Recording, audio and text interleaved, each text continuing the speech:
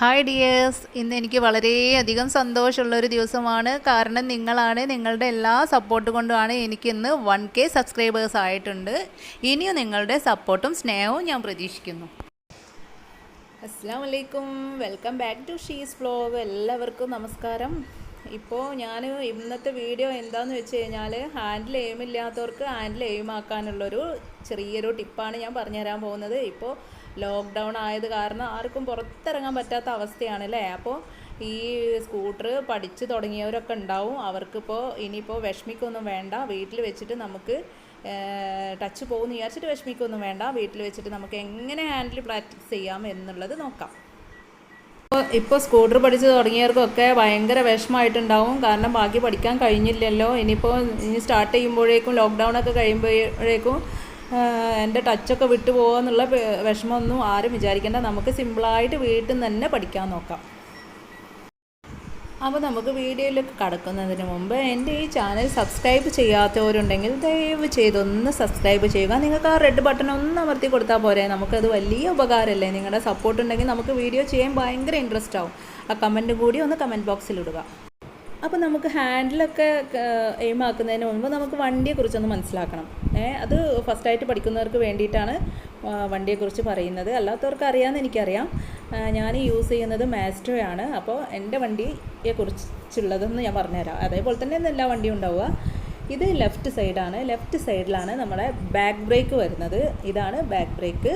അതേപോലെ റൈറ്റ് സൈഡിലാണ് നമ്മുടെ ഫ്രണ്ട് ബ്രേക്ക് ക്രമീകരിച്ചിട്ടുള്ളത്. ഇതാണ് ഫ്രണ്ട് ബ്രേക്ക്. അപ്പോൾ ബാക്ക് ബ്രേക്കും ഫ്രണ്ട് ബ്രേക്കും മനസ്സിലായല്ലോ.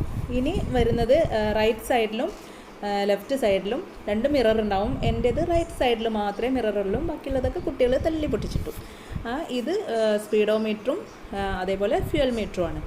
ഇനി റൈറ്റ് സൈഡിൽ ബ്രേക്കിൻ്റെ താഴെയായിട്ടാണ് നമ്മുടെ സെൽഫ് സ്വിച്ച് വരുന്നത്. അതുപോലെ ലെഫ്റ്റ് സൈഡ് ബ്രേക്കിൻ്റെ താഴെയായിട്ടാണ് ഹോണും അതേപോലെ ഇൻഡിക്കേറ്ററും ക്രമീകരിച്ചിട്ടുള്ളത്. പിന്നെ റൈറ്റ് സൈഡിൻ്റെ താഴ്ഭാഗത്തായിട്ടാണ് നമ്മുടെ കീ ഇടാനുള്ള മ്യൂച്വൽ സ്വിച്ച് ക്രമീകരിച്ചിട്ടുള്ളത്. ഇപ്പോൾ വണ്ടി ഓഫിലാണ് ഇരിക്കുന്നത്. ഞാൻ ഓണാക്കിയിട്ടില്ല. ഇത് ജസ്റ്റ് ഒന്ന് തിരിച്ചു കൊടുത്തു കഴിഞ്ഞാൽ വണ്ടി ഓണാവും. വണ്ടി ഓണാവുന്ന സമയത്ത് നമുക്കത് സ്റ്റാർട്ട് ചെയ്യണം എന്നുണ്ടെങ്കിൽ നമ്മൾ എന്താ ചെയ്യേണ്ടത്? ഫസ്റ്റ് ഒന്ന് തിരിച്ച് കഴിഞ്ഞതിന് ശേഷം ലെഫ്റ്റ് സൈഡിൽ ബ്രേക്കോ അല്ലെങ്കിൽ റൈറ്റ് സൈഡിൽ ബ്രേക്കോ ഒന്ന് സപ്പോർട്ട് ചെയ്ത് കൊടുക്കണം. എന്നാലേ വണ്ടി സ്റ്റാർട്ടാവുള്ളൂ. അപ്പോൾ ഫസ്റ്റിൽ നമുക്ക് വണ്ടി കീ ഇട്ടൊന്ന് ജസ്റ്റ് ഒന്ന് തിരിച്ച് കഴിഞ്ഞ് കഴിഞ്ഞാൽ വണ്ടി ഓണിലാവും. ഇപ്പോൾ വണ്ടി ഓണിലാണ്, കണ്ടില്ലേ? വണ്ടി ഓണായി നിൽക്കുന്നത്. എന്നിട്ട് ഞാൻ ഇവിടെ സാധാരണ പിടിക്കാറ് ലെഫ്റ്റ് സൈഡിലെ ബ്രേക്കാണ്. ലെഫ്റ്റ് സൈഡിലെ ബ്രേക്ക് പിടിച്ച് കഴിഞ്ഞിട്ട് നമുക്ക് ആ സെൽഫ് സ്വിച്ച് ഒന്ന് പ്രസ് ചെയ്ത് കൊടുത്തിട്ടുണ്ടെങ്കിൽ വണ്ടി സ്റ്റാർട്ടാവും. വണ്ടി സ്റ്റാർട്ടായി കഴിഞ്ഞിട്ടുണ്ടെങ്കിൽ നമ്മൾ എന്ത് ചെയ്യണം? ഏത് ബ്രേക്കാണോ, ലെഫ്റ്റ് സൈഡിലേതാണോ അതേപോലെ റൈറ്റ് സൈഡിലാണ്, ഏത് ബ്രേക്കാണ് നിങ്ങൾ സപ്പോർട്ട് ചെയ്തത് എന്നുണ്ടെങ്കിൽ ആ ബ്രേക്കൊന്ന് മെല്ലെ ഒഴിവാക്കി കൊടുക്കുക. എന്നിട്ട് വളരെ പതുക്കെ വേണം ആക്സിലേറ്റർ കൊടുക്കാൻ വേണ്ടിയിട്ട്. ഒരുപാട് അങ്ങോട്ട് വലിയതായിട്ട് കൊടുക്കരുത്. അപ്പോൾ നമുക്ക് ഇനി ആക്സിലേറ്റർ എങ്ങനെ കൊടുക്കാമെന്നുള്ളത് നോക്കാം. പതുക്കെ ആക്സിലേറ്റർ കൊടുക്കാൻ പാടുള്ളൂ കേട്ടോ.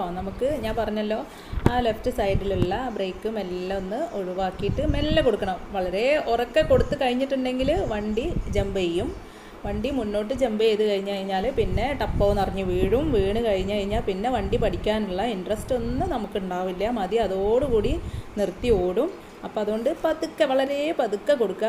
ആരും ആക്രാന്തം കാണിക്കണ്ട. അപ്പം നമുക്ക് ഈ സൈഡ് ബ്രേക്ക് നമുക്ക് ഒന്ന് സപ്പോർട്ട് ചെയ്തിട്ട് നമുക്ക് സ്റ്റാർട്ട് ചെയ്യുമ്പോൾ പിന്നെ ആക്സിലേറ്റർ മെല്ലെ കൊടുക്കാൻ പാടുള്ളൂ. ഒന്നായിട്ട് ഉറക്കെ കൊടുക്കുന്ന സമയത്താണ് വണ്ടി ഒന്നായിട്ട് ചാടി ആകെ പ്രശ്നമാവുന്നത്. അപ്പം മെല്ലെ നമുക്ക് ഈ ആക്സിലേറ്ററിനെ മെല്ലെ, നിങ്ങൾക്ക് സൗണ്ട് കേട്ടാൽ തന്നെ നിങ്ങൾക്ക് മനസ്സിലാക്കാൻ പറ്റുന്നുണ്ടാവും എങ്ങനെയാണ് ഞാനിത് കൊടുക്കുന്നതെന്നുള്ളത്. സൗണ്ടിൽ തന്നെ മനസ്സിലാക്കാൻ പറ്റുന്നുണ്ടാവും. അപ്പോൾ അതെപ്പോഴും നമുക്ക് എപ്പോഴും ഈ ബ്രേക്ക് നമുക്ക് എപ്പോഴും കയ്യിൽ സപ്പോർട്ട് ഉണ്ടാവണം.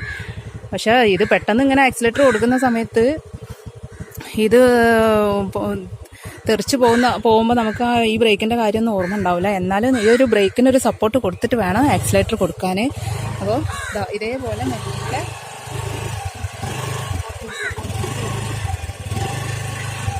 ധൃതി വെക്കാതെ വളരെ മെല്ലെ ഇതേപോലെ ആക്സിലേറ്റർ കൊടുത്തിട്ട് പഠിച്ചു കഴിഞ്ഞാൽ ഇതേപോലെ വളരെ പെട്ടെന്ന് തന്നെ സ്പീഡിൽ നിങ്ങൾക്ക് ഓടിക്കാൻ കഴിയും.